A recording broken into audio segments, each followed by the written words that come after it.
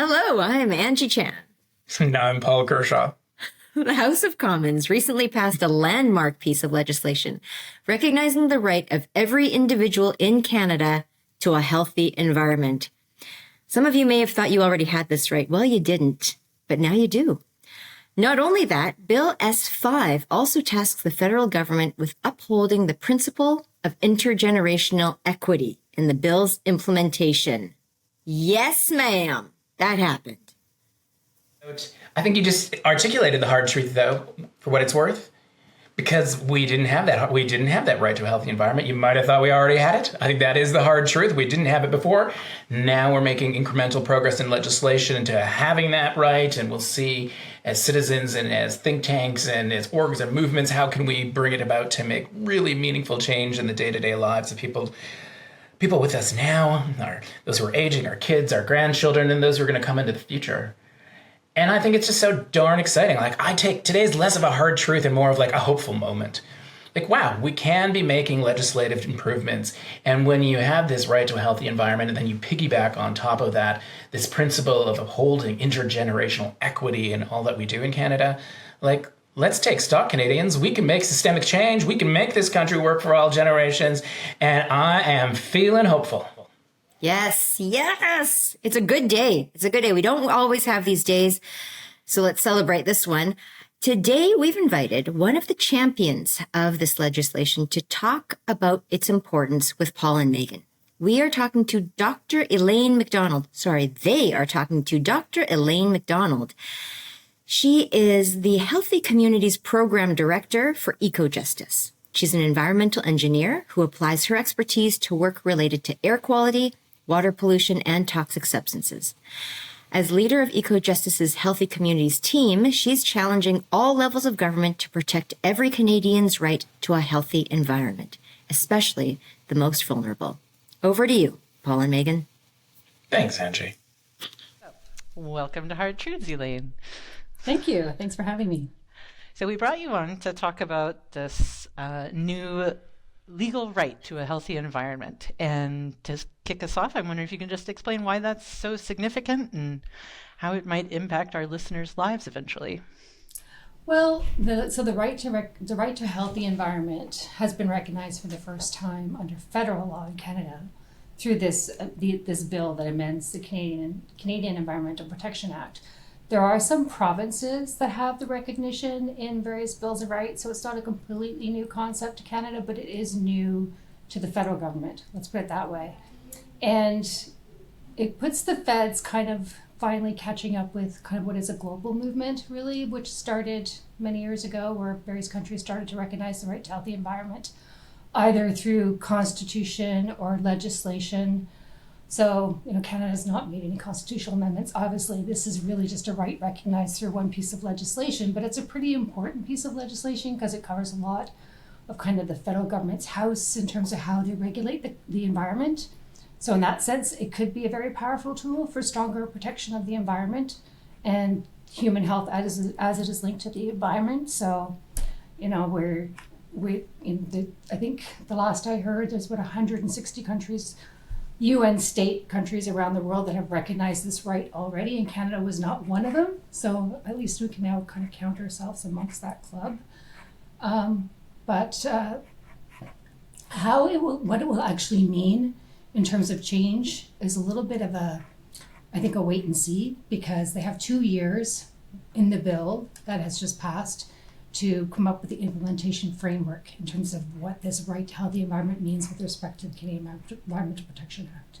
So we hope it's going to force stronger, better decisions from our federal government on issues related to pollution, climate, all kinds of things that they regulate under CEPA, plastics, the whole realm.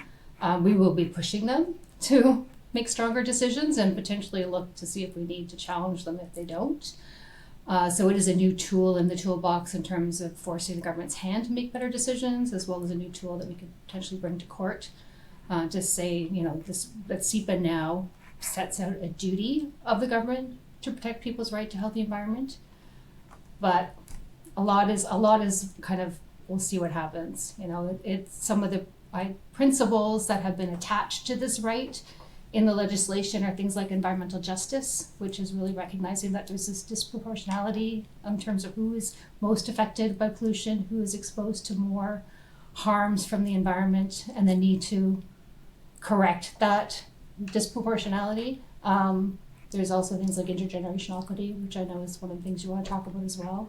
So a lot of these concepts are very high-level principles. So I think that the telling will be in the next couple of years to see how much the government actually kind of flexes their muscles and uses these new rights to actually bring better protection to Canadians or people across Canada. Yeah, thanks. I know the devil's always in the details with these things, and I am curious why, because I saw that the UN had about a year ago kind of given a similar right to live in a clean, healthy, and sustainable environment. So I am curious, why do you think safe, clean, and sustainable might have been left out of this bill, and if that's at all significant? Yeah, well, we don't really know why the government makes the decisions they do. We did point out the UN's resolution language to the government when they were discussing Bill S5, and I think Bill S5 had already been tabled at that point. So it had been tabled with the similar language that it has in it now. There are some amendments that occurred through the legislative process, but not to the recognition of right to healthy environment. For some reason, the government didn't like the word clean, and we don't really know why. They said, well, you can't guarantee clean. We don't know what clean means. So that's kind of the response you typically get when you start to ask, to add these other words in. It's like, it often comes down to whether the people in Ottawa that are responsible for legislative drafting are comfortable with particular language from a legal perspective, and whether they can see how that might play out in the future. And if they're not, then they'll push back on changes. So healthy environment was something that and it wasn't an easy lift to even get them to accept the recognition of a healthy environment, the right to a healthy environment. That was something that initially we were told, no way we're going to do this. Forget it. Go away. So we just kept asking, kept pushing, and we got that. We at least got that. But yeah, as to why they wouldn't do clean or ecological or just was kind of, you don't always understand why, but they just kind of said, no, healthy environments as far as they go. I'm not sure if it makes a big difference. At least they're both expressed as a right. And given we have this opportunity through the implementation framework to kind of discuss with them a little bit about what it means, I think we can then use that opportunity to push for some of these additional concepts to be included, like ecologically balanced, clean, or the language that was included in the UN resolution.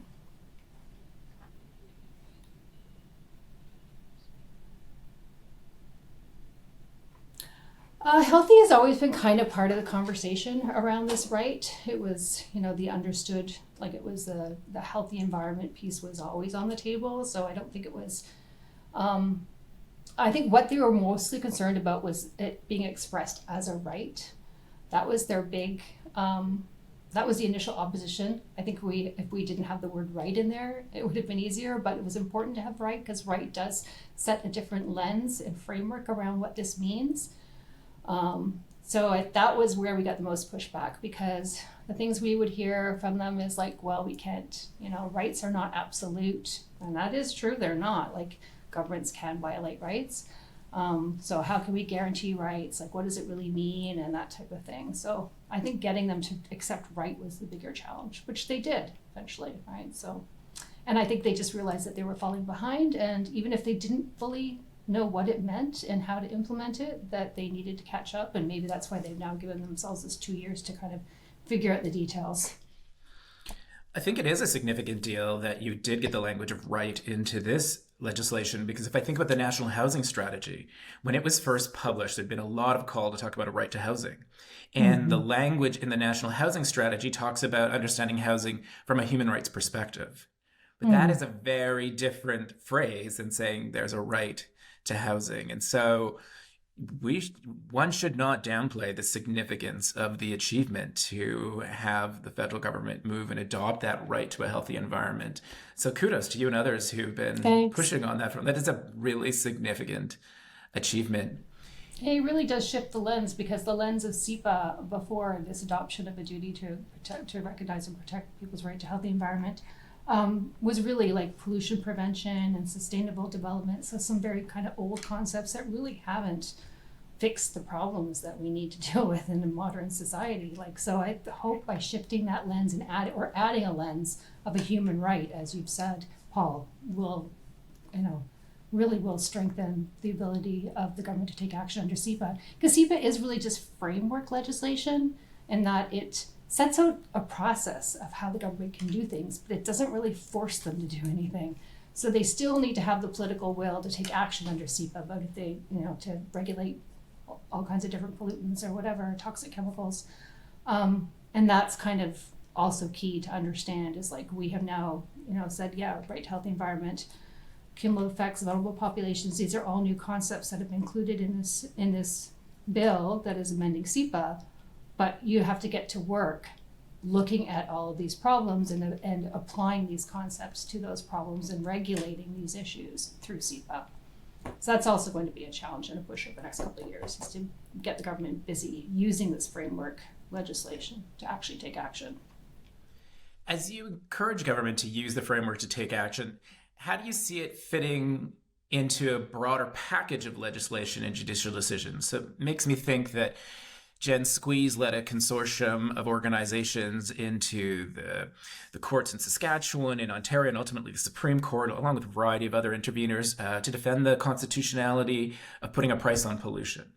Now, that case was fought over really technical terms about federalism, but it created openings for the courts to comment on, on more of the substance of the issue. And so there were some interesting phrases recognizing, again, the need and the importance of a healthy environment, in the face of these extreme weather and so on. So how do you see this legislation and CEPA's most recent change now fitting into a broader package? And what connections would you encourage us and others to draw as we're more generally trying to make this right to a healthy environment actually become meaningful in their day-to-day lives, like our full resources to take it from a phrase to an actuality? Yeah, we were involved in the carbon pricing case too as interveners as well. And of course, that's now been decided by the Supreme Court, and all is good. Federal government has the constitutional authority to set carbon price, which is great. And I think like CEPA is a different piece of legislation than that, for sure. But one of the things I think I've been telling people that work particularly on climate, which we have a whole branch at Ecojustice that works on climate, is because I'm coming at this from someone who largely works on pollution and toxics. But CEPA is the main tool the government uses to regulate greenhouse gases as well. There's a bunch of regulations under CEPA related to GHGs, methane regs, for example, the coal regs, there's all kinds of them. So there is an opportunity, as you've stated, Paul, to push and make those connections to climate, and push to start addressing climate change more, like do more to address climate change using the right to healthy environment, because we already have the opportunity before us. The way the legislation works with CEPA is like substances have to be listed under CEPA, and then once they're listed, the government can regulate them. All the greenhouse gases are already listed under CEPA, so they're good to go ahead. They don't even have to amend the legislation. They can just go ahead and implement more regulations to address various sources of greenhouse gases across Canada that haven't been addressed, or even strengthen the ones they already have regulated. And they can now use the fact that they do have this duty to protect people's right to healthy environment as further leverage for reasons for doing that federally. So I would say that's kind of where the connection happens to some of these other pieces of legislation. Like if there's a new powerful tool that only exists under CEPA, but it relates to many of the problems that we see also that the government has been trying to address through different pieces of legislation. So I'm hoping that we will push them to really use this tool to further their agenda to address GHGs, or even strengthen their agenda to address GHGs. I wanted to ask about, you have already mentioned it, that intergenerational equity was included in this bill, which jumped out at us as significant. So what, I guess maybe it's worth saying, like, what does it mean that intergenerational equity term was in the bill? How did it get included, and why is it so important that it was in there? Yeah, so that's interesting how it got included, because it wasn't in the bill initially. And this bill actually went to the Senate first, which is unusual. It doesn't usually work that way for a government bill, because it's a government bill to start in the Senate. And we didn't see that coming. We knew they were going to be tabling a new bill, but we didn't see them tabling it in the Senate first. And we were a little worried when that first happened, because senators are a little unpredictable. They're not accountable to anybody really. So it's kind of, how do you lobby a senator? Really, you can't. But the Senate actually did a really good job. They made some really good improvements to the bill, and that was one of them. They added this idea of intergenerational equity to the concept of right to healthy environment, which, and I think we'll have to see what it actually means in the long term. But of course, recognizing that this generation can't be stealing from future generations, that we need to be protecting the environment for all generations, including future generations. So it really instills kind of long-term thinking into government decision-making. And also even within existing generations, like not even speaking about future generations, they need to be looking at, when they're regulating, or assessing substances or regulating under CEPA, they need to be thinking about all the generations that are currently here, children to elderly people. And that was actually something that we had been pushing through a different term, which we called vulnerable populations, what not everybody likes, I must say. It's a bit of not the greatest term, but what we were trying to get at with the term vulnerable population is recognizing that people of different ages, different backgrounds, different biologies,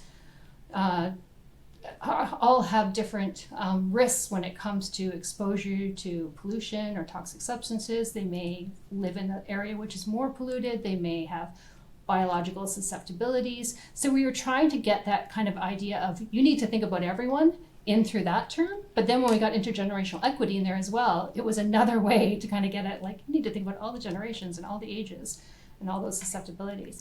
So when they're assessing under CEPA or doing their work under CEPA, the government, then now we'll have to have that kind of, what does this mean when I go to, if I'm going to develop a regulation with respect to X pollution, what does that mean for future generations or all the generations that are presently, exposed to this pollutant? And how do I ensure that I am protecting them all? I think that's really what it's going to mean to them. And this may seem a bit academic, but the reality is they haven't been doing that. Like when I look at these assessments that come out of the Canadian Environmental Protection Act quite often, and it is not uncommon for them to kind of take that average Canadian type approach and look at, like, what's the risk of the typical Canadian, and if we're protecting that person, then we're okay, rather than think about the people that might be on the margins, that might be at greater risk. So I think it is going to expand that bracket around, it'll contribute to expanding that bracket onto looking at all those people that have various risks. Me personally, because as a mother of 3 young girls and someone whose life has been seriously altered by endocrine disruptors in the environment, I really appreciate that. That is really significant. And that is one of the examples we use often when we're talking to government, is the risk of women of childbearing age and the exposure to certain endocrine chemicals in particular that are often in everyday consumer products as well. So that is, and I think they get that. So. As a watchdog for generational fairness, I'm curious, do you anticipate that language of intergenerational equity giving us any new teeth? Well, yes, that's what we'll be hoping. That's what we'll be working towards. Yes, for sure. I think, the bill having just passed, we're still trying to figure out what it all means ourselves, but we definitely want to be using all of these progressive concepts to push for greater protection for everybody. So to the extent we can leverage it, we will be, and challenging the government when we think they haven't considered intergenerational equity in a decision, to push them to do so. So it is, I do know that, just having been talking to some people that work in Environment Canada and Health Canada, that they are working through a lot of these concepts, trying to figure out what they actually mean with respect to their various programs. But yeah, that is my hope. It's early days, but that is certainly our hope, and that is certainly what we will be aiming for and pushing for. And we are an organization that litigates, so if we feel like a decision comes out that hasn't considered or incorporated those principles, or fails to address the issue of intergenerational equity, then we would definitely consider challenging that. All right. Future collaborations there. Oh. Yeah, I wanted to back up because you talked about how this catches Canada up with the rest of the world, and um, how have similar bills or similar legislation, how has it been used in other countries, ways that you might be able to emulate? On a general level, not speaking of specific case examples because I can't remember them all, but there isn't the UN Special Rapporteur David Boyd actually did study this question. That was kind of a big part of his thesis leading into his push for the right to healthy environment at the UN level. And what he has seen in countries that have adopted the right to healthy environment in either legislation or their constitutions, he has seen improvements in the environmental performance overall. And particularly, I think what he documents is that citizens and often Indigenous organizations even are able to then take governments to court and polluters to court more easily by citing the right to healthy environment. I can't recall the exact examples, I'm sorry, I would have to go back and look, but he has a whole bunch of examples he's written about where this right has then been used to challenge inadequate decisions or inadequate actions on the part of parties that have failed to protect people's environment. So that is what he documents quite extensively. He wrote a whole book about it, actually, on the right to healthy environment a few years ago. And then, that's kind of the start of his big push, which then led him to become the UN Special Rapporteur on Environmental Rights. So that's, kind of at a very at a high level, kind of the evidence that has come out on how the right has been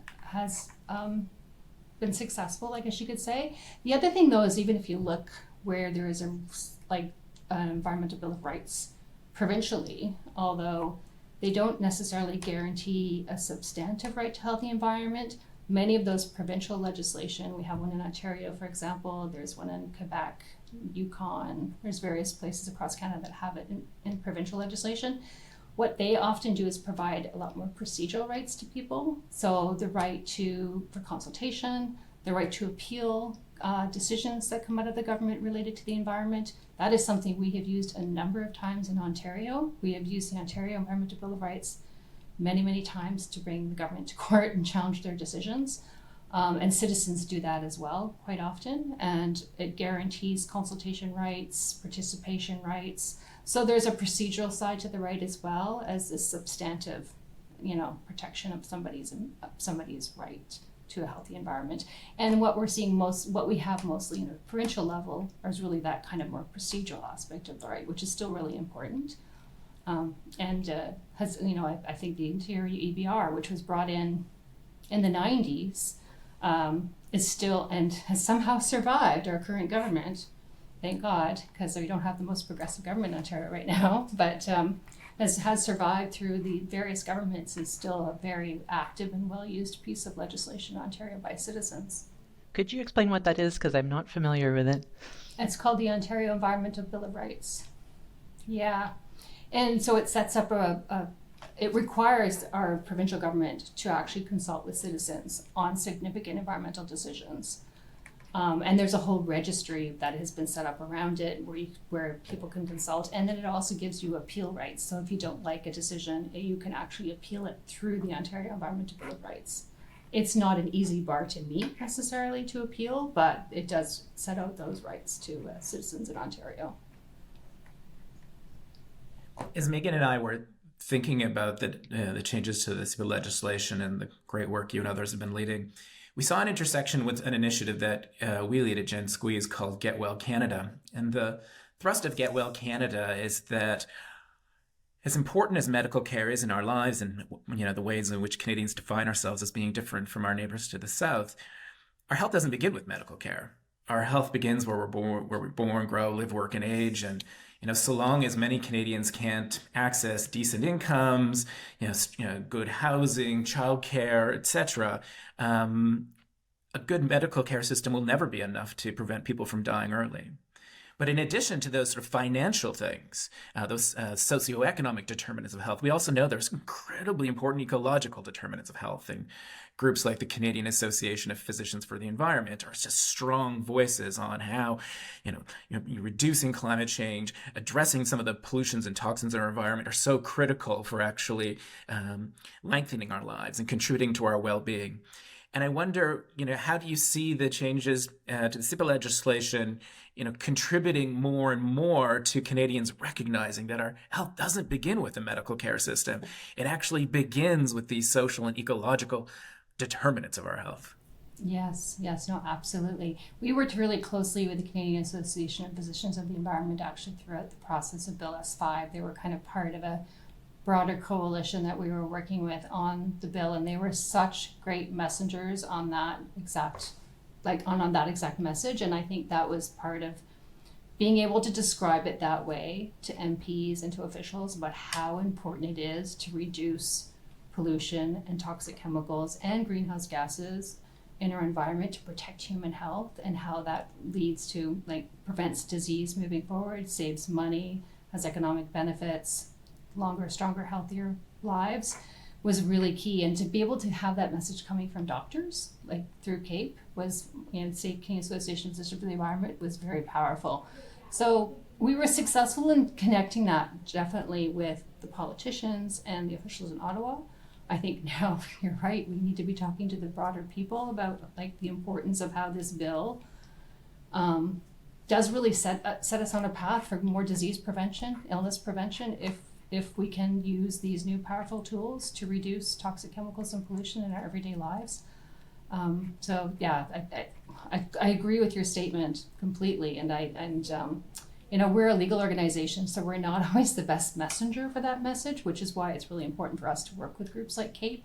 We also worked really closely with the group in Quebec called Breast Cancer Action Quebec, which had a really strong constituency of women throughout Quebec who were able to also pass the message. And one of the areas, Megan, that we were just talking about, that they talked a lot about is endocrine disruption and the impacts of endocrine disruption on women's health. And making those connections between how we regulate, particularly toxic substances in everyday products that people are using, and the connection to people's health. But also another piece we spoke quite a bit about with CAPE in particular was air pollution.